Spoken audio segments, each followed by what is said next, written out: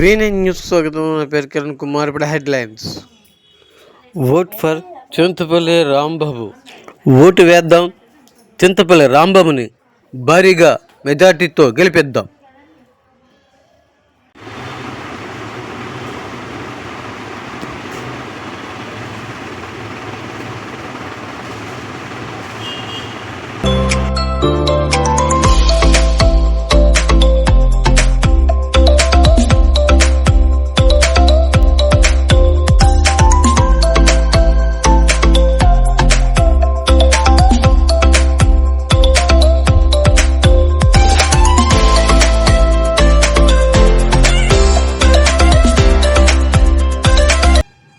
మొట్టమొదటిసారిగా నిల్చుంటున్న నేను నా ఓటేసి గెలిపించమని రిక్వెస్ట్ చేస్తున్నాను. మరొక్కసారి నా పేరు చింతపల్లి రాంబాబు. విశాఖపట్నం న్యాయవాదుల మాజీ అధ్యక్షుడి, మాజీ కార్యదర్శిని, న్యాయవాదిని. గతంలో విశాఖపట్నం న్యాయవాదుల సంఘం అధ్యక్షుడిగాను, ప్రధాన కార్యదర్శిగాను సేవలందించి ఉన్నాను. ఈ రోజున మొట్టమొదటిసారిగా విశాఖపట్నం నుంచి బార్ కౌన్సిల్ మెంబర్గా కంటెస్ట్ చేస్తున్నాను. బార్ కౌన్సిల్ మెంబర్గా కంటెస్ట్ చేస్తూ రాష్ట్ర న్యాయవాదులకు ఏ రకంగా సేవ చేయాలనే ఉద్దేశంతో ఈ వీడియో ద్వారా మీ అందరికీ తెలియజేసుకుంటున్నాను. మొట్టమొదటిగా నా పని మెడికల్ క్లెయిమ్స్ న్యాయవాదులకి 100% 50,000 మందికి కూడా నేను చేస్తానని చెప్తున్నాను. ఏ రకంగా చేస్తానంటే, ఒకటి, బార్ కౌన్సిల్ ద్వారా ఆ మెడికల్ క్లెయిమ్ కట్టి డెత్ కాంపెన్సేషన్లో అడ్వకేట్కి తగ్గించడం, లేదా ప్రభుత్వంతో మాట్లాడి ప్రభుత్వం ద్వారా మెడికల్ క్లెయిము సాధించడం. నంబర్ 1. నంబర్ 2, జూనియర్ అడ్వకేట్లకి ప్రభుత్వం ద్వారా లోన్లు ఇప్పించడం. అదేవిధంగా రాష్ట్ర వ్యాప్తంగా 55,000 మంది న్యాయవాదులు పైచిలుకున్నాం ఆంధ్రాలో. అందులో ప్రభుత్వంతో మాట్లాడి అన్ని వర్గాల వారికి కూడా, లేని వారికి ప్రభుత్వం ఇళ్ల స్థలాలు ఇస్తుంది కాబట్టి కొంతమంది 10,000 నుంచి 15,000 మంది న్యాయవాదులకు ఇళ్ల స్థలాలు ఇచ్చే కార్యక్రమం చేపట్టాలని నా ఉద్దేశం.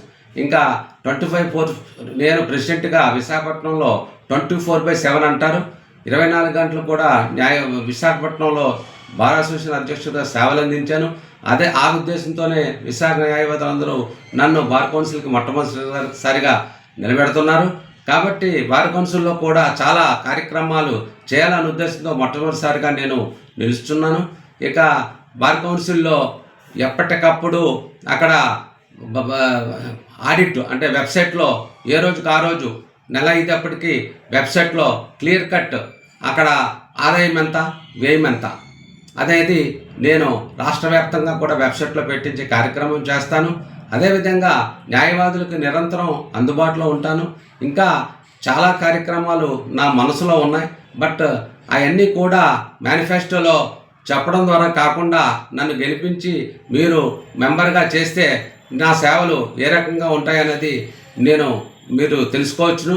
నేను విశాఖపట్నం న్యాయవాదుల సంఘంగా అధ్యక్షుడిగాను, కార్యదర్శిగాను ఏ రకంగా విశాఖపట్నం న్యాయవాదులకి సేవలు అందించాలన్నది మీరు కనుక్కొని మొట్టమొదటి ప్రాధాన్యత ఓటేయమని రిక్వెస్ట్ చేస్తున్నాను.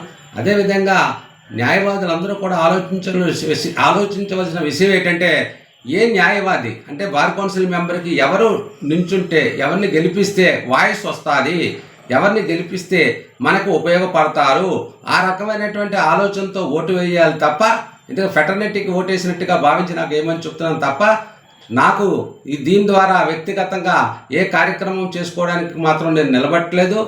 ఖచ్చితంగా న్యాయవాదులకు సేవ చేయాలనే ఉద్దేశంతో మొట్టమొదటిసారిగా నా జీవితంలో బార్ కౌన్సిల్కి నిల్చుంటున్నాను.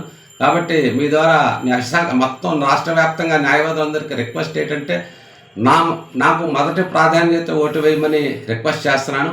మొదటి ప్రాధాన్యత ఓటు వేయడానికి ఏమైనా ఇబ్బంది ఉంటే రెండో ప్రాధాన్యత ఓటు వేసి బెస్ట్ ప్రిఫరెన్స్ వేసి నన్ను గెలిపించవలసిందిగా రాష్ట్ర వ్యాప్తంగా న్యాయవాదులందరికీ కూడా హృదయపూర్వకంగా కోరుకుంటూ సెలవు తీసుకుంటున్నాను. నా పేరు రాంబాబు. జై మెహర్ బాబా. ఉద్యోగస్తుల్లో కూడా పెన్షన్ ఫెసిలిటీ ఉంది, న్యాయవాదులకు మాత్రం పెన్షన్ లేదు. కాబట్టి నా ఉద్దేశం ఏంటంటే, 65 సంవత్సరాలు దాటిన ప్రతి న్యాయవాదికి కూడా డెత్ బెనిఫిట్లో 50% బ్రతుకుండగా ఆ న్యాయవాదికి ఇచ్చేలాగా, ఆ తర్వాత 50% డెత్ బెనిఫిట్ ఆఫ్టర్ డెత్ అలా లీగల్స్కి వెళ్ళేలాగా ఏర్పాటు చేద్దామనేది మరొక కార్యక్రమం. అదేవిధంగా కొన్ని రాష్ట్రాల్లో పెన్షన్ ఉంటుంది. ఆ పెన్షన్ కూడా ఎంత ఎక్కువ ఇవ్వాల్సిన వస్తే ఆ రకంగా ప్రభుత్వం వారితో బార్ కౌన్సిల్లో మాట్లాడి ఆ పెన్షన్ కూడా ఏర్పాటు చేయాలనే ఉద్దేశం నాకుంది. మరి అదేవిధంగా పక్క రాష్ట్రాల్లో రిజిస్ట్రేషన్కి వెళ్ళినప్పుడు బార్ కౌన్సిల్కి కాకుండా రిజిస్ట్రేషన్లు జూనియర్ అడ్వకేట్లు అప్లోడ్ చేసేసుకొని కంప్యూటర్లో అంతా అయిపోయాక ఓన్లీ ఓత్కి వెళ్ళి బార్ కౌన్సిల్లో ఓత్ చేసి రిజిస్టర్ చేసుకోవడం అనేది మరొక విధానం. ఎందుకంటే కొన్ని సర్టిఫికెట్లు మర్చిపోతే మళ్ళీ అమరావతి వెళ్ళి మళ్ళీ వెనక్కి వచ్చి విశాఖపట్నం అయితే విశాఖపట్నం, ఏలూరు అయితే ఏలూరు, శ్రీకాకుళం అయితే శ్రీకాకుళం వచ్చి మళ్ళీ సర్టిఫికెట్లు పట్టుకెళ్ళి మళ్ళీ అక్కడ ఇచ్చి వారి ఓకే అన్న తర్వాత ఓత్ తీసుకోవడం అనేది చాలా ఇబ్బంది అవుతుంది. కాబట్టి కంప్యూటర్లో ద్వారా రిజిస్ట్రేషన్ అంటే కంప్యూటర్ ద్వారా రిజిస్ట్రేషన్ చేసేసుకొని అన్నిని ఓకే అయిన తర్వాత ఓత్ ఒక్కరోజు వెళ్ళి చేసుకునే విధానం కూడా కేరళలో ఉంది. కాబట్టి అది కూడా నేను ఇక్కడ ఆంధ్ర రాష్ట్రంలో ప్రవేశపెట్టాలనే ఉద్దేశం ఉంది. మరి అదేవిధంగా తెలంగాణలో డెత్ కాంపెన్సేషన్ బెనిఫిట్ పెంచారు. అదేవిధంగా మెడికల్ క్లెయిమ్స్ పెట్టారు. ఇవన్నీ కూడా నేను తప్పకుండా 100% మన న్యాయవాదులందరికీ తప్పకుండా చేసి చూపిస్తాను. ఒకవేళ మన న్యాయవాదులకి నేను ఇచ్చిన మేనిఫెస్టోలో ఎక్సెప్ట్ హౌసెస్ తప్ప ఏదన్నా అవ్వకపోతే మీరు అడగండి.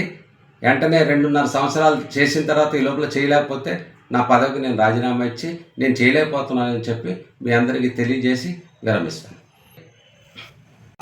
100% చాలా రాష్ట్రంలో అన్ని చోట్ల కూడా చాలా ఇబ్బందులు పడుతున్నారు.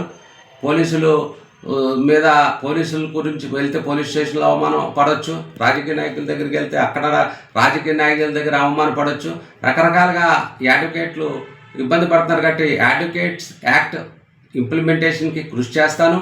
అదేవిధంగా అడ్వకేట్లకి ఏదన్నా జరిగితే రాష్ట్ర వ్యాప్తంగా 100% మనం బాయ్కాట్లు కాకుండా నల్ల బ్యాడ్జీలు పెట్టుకొని నిరసన తెలియజేసి ఏ ఊరు కావూరు అసోసియేషన్ బార్ అసోసియేషన్ ద్వారా ప్రైవేట్ కంప్లైంట్ చేయాలి. ఆ విక్టిమ్ ద్వారా మాత్రం తప్పకుండా అతనే చేయాలనేది కరెక్ట్ కాదు. విక్టిమ్ బార్ అసోసియేషన్కి వచ్చి ఒక లెటర్ ఇస్తారు. ఆ లెటర్ని బేస్ చేసుకొని ఆ ఏడాది ఉన్న బార్ అసోసియేషన్ కమిటీ వారు సంతకం పెట్టించుకుని ఆయనతో వారందరూ కలిపి వేస్తే రాష్ట్ర వ్యాప్తంగా ఎక్కడ కూడా ప్రైవేట్ కంప్లైంట్లు అన్ని చోట్ల పోలీసు అవ్వచ్చు, రాజకీయ నాయకులు అవ్వచ్చు, ఇతరులు అవ్వచ్చు, అడ్వకేట్ని అటాక్ చేస్తే మాత్రం అసోసియేషన్ ద్వారా ప్రైవేట్ కంప్లైంట్లు వేస్తే దానివల్ల బలం ఉంటుంది. తర్వాత విక్టిమ్కేమో ధైర్యం ఉంటుంది, విక్టిమ్కేమో ఆర్థిక ఇబ్బందులు ఉండవు. తర్వాత మనం సొసైటీలో అత్యంత బలంగా తయారవుతాం. ఇంకా చాలా ఉన్నాయి.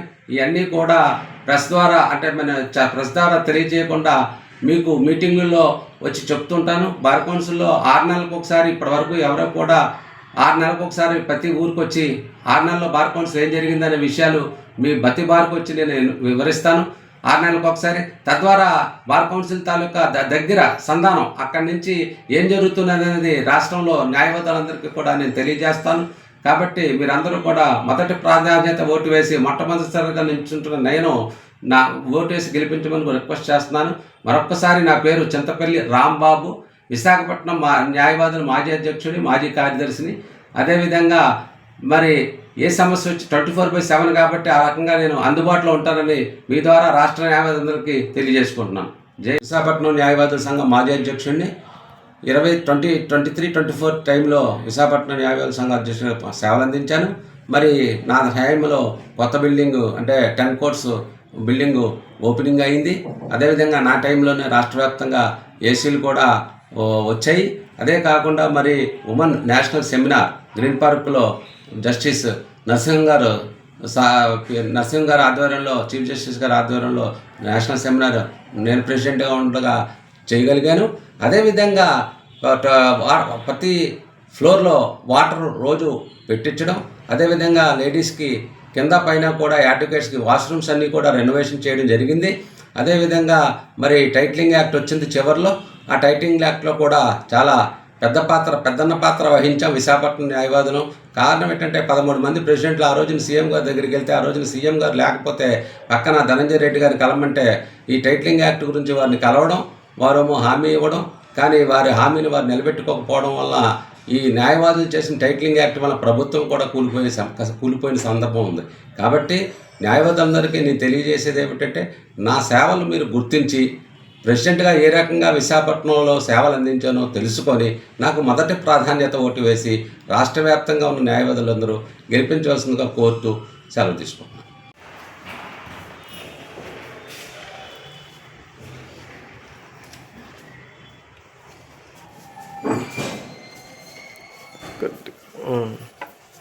దగ్గర ఉంటాయి.